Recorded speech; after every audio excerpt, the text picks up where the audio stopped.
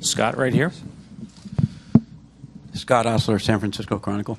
Steph, I'm going to ask your opinion, if you care to give it, on the Eagles situation and how you feel about being the team and kind of the guy that started that, for want of a better word, protest kind of deal, the White House.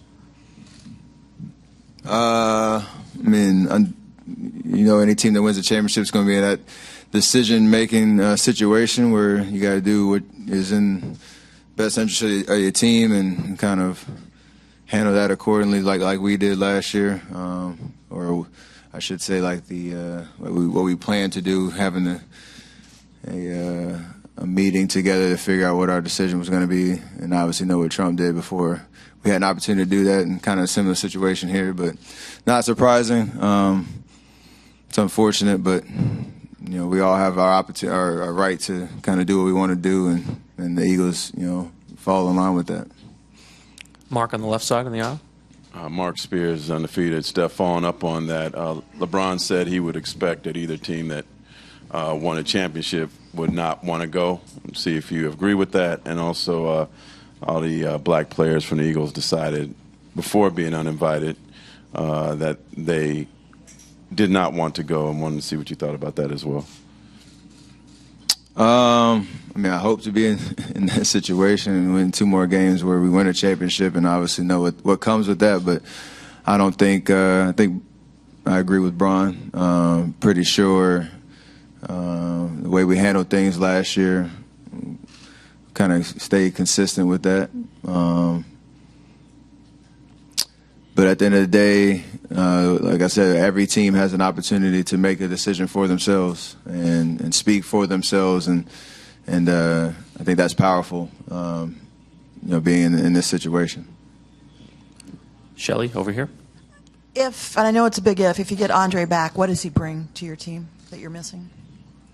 Not that you're missing, but what does he bring? No, I know what you mean. He's we talk about his versatility all the time. We talk about the ways that he can fill holes defensively and offensively for us, and especially against teams that we have such familiarity with. He's such a high IQ type of guy that he'll most likely find himself in the right place at the right time and help our rotation get back to what we're consistently used to. So, and just for him, just as a person to be healthy and be able to play in the finals now that we're here, I think that would mean a lot to him and give us an emotional boost as well. So I don't know what his status is, but I know he's said he's been feeling better and making progress, so that's good. But I don't know what other hurdles he has to clear to get back out there on the floor, so let him speak on that. Tim, back left. Steph, all the way in the back corner. Tim Reynolds with the AP. To go back to the anthem and the White House for a second, when you first came out and said last year that you weren't interested in going, did you expect, number one, that we'd still be talking about it, a year later, and that the divide was seemingly going to widen between the White House and athletes in general? And secondly, did you ever think about maybe the unintended consequence of the White House is now almost using this as fuel in some regards, in that, like, for example, they came out today and said that the Eagles are the ones alienating their fans, that they're not. Did you have any idea it was going to turn into all this? No, but I didn't really. I did care because it's an important conversation, but you can't control what other people try to do or try to control the narrative or things like that. We've been really consistent about our messaging and understanding what, why we did why we decided, or I should say why I decided to,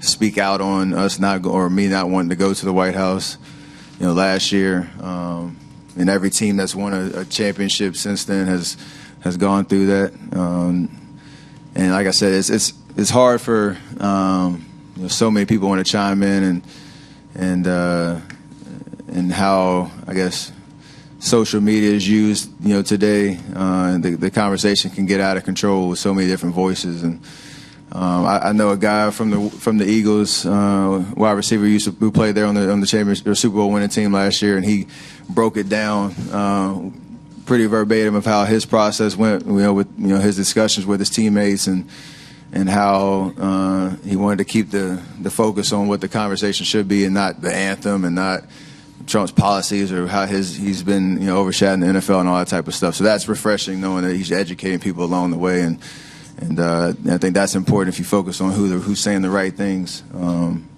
you shouldn't get lost in that in the noise that's going on right now. Mark in the front.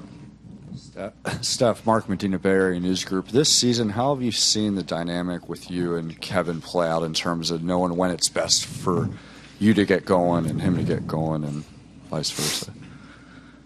I mean, every opportunity we get to play, more minutes together, we start to figure out a better chemistry, and that's been the case since October 2017. So it's nice when we're both going and have the opportunity to play off of each other. We both can be aggressive no matter if I'm getting a shot or he's getting a shot or anybody else on the team's getting a shot. It's just we pick our spots offensively, try to find the right matchups, find the right flow, make simple plays. Good things usually happen. And I think it's best when we're communicating with each other about what we see on the floor consistently. And we've been doing a lot of that as of late, encouraging each other, but also kind of pinpointing things that we see. And it's refreshing to hear that from his perspective, and I'm sure vice versa. So, that helps. And I remember in the fourth quarter of Game 2, right when they Cleveland called their first time out, he was the first one in my face, pepping me up for kind of holding it down while he's on the bench, and vice versa. We want to see each other succeed, and got a good chemistry going. Specifically this season, because there are so many different overlapping injuries with yourself, and sometimes he was out of the lineup, to what degree did that play any complications at times? Not much. I mean, I would say kind of the things that we bring the best out of each other when it comes to what our strengths are. When one guy's out, you miss that, but it's not hard to kind of ramp it back up once we're both out there on the floor. So we've ever since the Game 2 of the Pelican series, we've built up that chemistry again, and it's been fun. And standing on the left. Ann Killian with the San Francisco Chronicle. Steph, when you walk into this building in June, what kind of memories hit you? And also, how do you feel like you've played here during the playoffs? I mean, it feels like the finals. I mean, like I said, this is a road atmosphere in the finals. This is the only building I know, what that experience is like. So, and we know how the atmosphere is here. We know how Cleveland plays here with a lot of energy and force. And I think without down going back to each game, I think I played solidly. Can obviously, hopefully, raise my level up this year, coming in with the opportunity we have in front of us, being up 2-0 again. So, we understand how hard it is to win in this building. No matter what's going on in the series, when you change venues, you got to reassert your dominance and try to find that right momentum to start. And we have a great opportunity, tomorrow to do that. And I want to be, a part of leading that charge and playing an amazing game tomorrow and really taking control of the series. Last two back right over here, and then Tim. Steph, Connor Letourneau, San Francisco Chronicle. Given all the injuries you guys have had this season, how important has someone like Chelsea Lane been to help in terms of helping you guys get to this point? She's been huge, and her whole team's been huge on, just being there for us. We all have, kind of unique injuries or things that we're dealing with, and every guy kind of copes with injuries differently. So from a mental aspect as well, helping us through the recovery process and kind of giving us the game plan of how we can get back on the floor and be better than we were before we got injured. So, and even just maintenance work throughout the season for the healthy guys. We play a lot of minutes, a lot of games, and so they're vital to our success. And she's been amazing, especially for me. Just thinking about all that I've been through this year with the ankle and the knee and all that type of stuff, just keeping me sane. As you're not on the court for a good amount of time, you got to keep the right perspective about your rehabilitation and understanding that the big picture. I can come back, like I have, and be the player that I want to be, and when it matters most. What's she kind of like as a person, and how would you describe her overall approach to the job?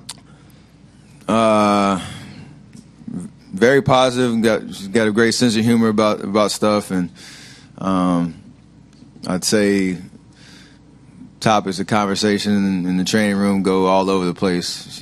She doesn't have like that huge basketball background. She's not really talking about much of that. It's just, what we got to do today to get right. She's always kind of one step ahead, thinking about or trying to anticipate what your move might be like coming into the training room, no matter what you're going through. So she's fun. She's got a great staff that they all step up to the task and sacrifice for us. So we got a good thing going in there. Tim, last one on the left. Tim Kawakami, The Athletic. One last Anthem question. The NFL people have, I'm sure you're happy about that. NFL people have pointed out that the NBA does have a policy done a while ago to enforcing you must stand for the anthem. I guess there is some understanding you can stay in the back. Do you think that's worth discussing? Are you okay with this policy, or do you understand that this has been agreed to with the players and you don't need to open up that discussion again? Honestly, I didn't know that rule. I would assume if somebody wanted to demonstrate or protest during the anthem, that there would be an opportunity to have that discussion and understand what the player wants, to express in that moment, and that the league would support that player, while they're doing it. I don't know if that's come up because nobody has knelt during the national anthem, but I think from just overall, just thinking about how the league has supported players, and we've had that open dialogue. I'm happy to be playing in this league and know that we can speak on what we believe without people breathing down your neck, and that's a good environment to come to work in. Thank you. Coach Carr will be next, followed by Kevin Durant.